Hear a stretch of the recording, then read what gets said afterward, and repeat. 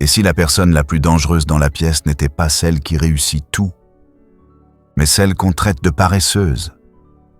Le rêveur aux idées folles, à l'énergie irrégulière, qui semble ne rien faire, jusqu'au jour où il fait tout. La société le qualifie d'improductif. Carl Jung, lui, l'appelait un révolutionnaire.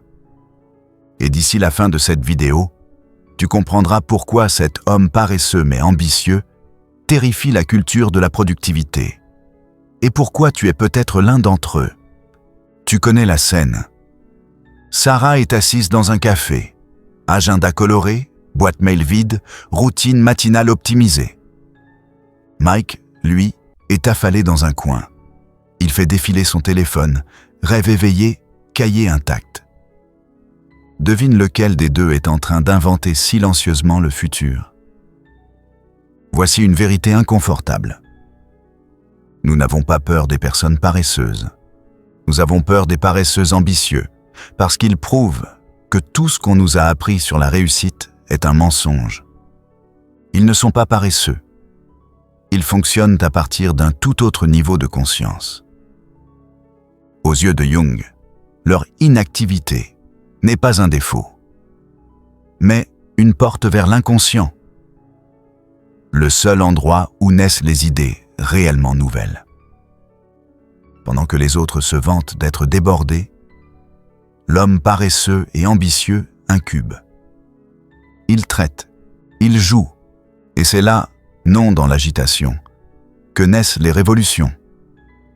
Jung écrivait « La création de quelque chose de nouveau ne vient pas de l'intellect, mais de l'instinct du jeu, agissant par nécessité intérieure. » Einstein a rêvassé jusqu'à la relativité.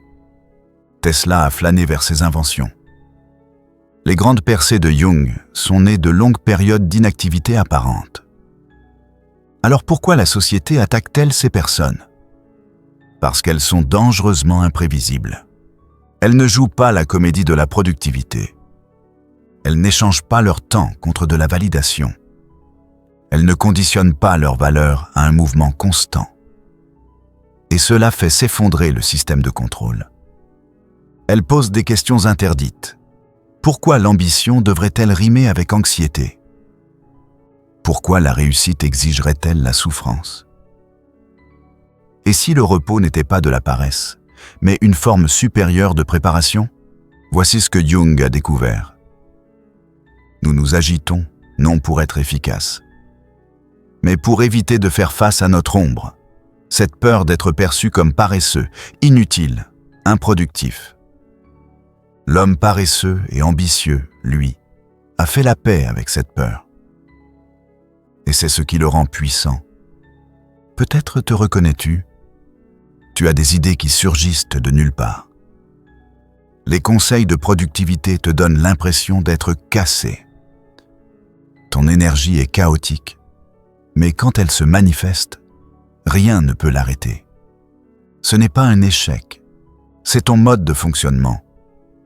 Tu n'es pas fait pour t'épuiser à la tâche, tu es fait pour t'éveiller. Ne t'excuse plus de ton rythme. Protège ton temps d'incubation. Pratique la patience active, car ton moment ne suivra pas l'agenda des autres. Il viendra comme une évidence, en silence.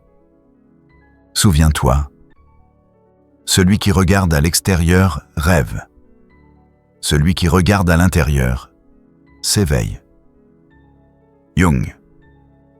Tu as regardé à l'intérieur, pendant que le monde jouait la comédie à l'extérieur.